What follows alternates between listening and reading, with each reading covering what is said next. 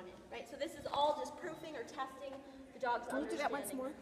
So I can... Proofing or testing the dog's understanding of the threat. Come here.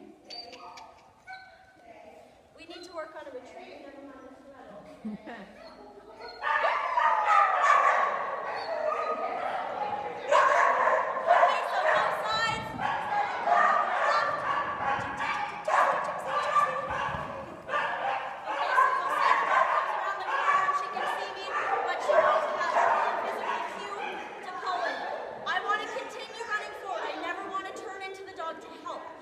Exercises.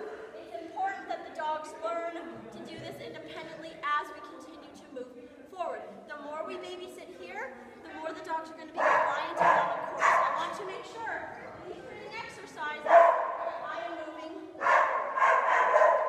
Gypsy, Gypsy, Gypsy. Yes, good dog. Okay? The more you babysit here, the more you're going to have to do on course. I want to know what the dogs understand.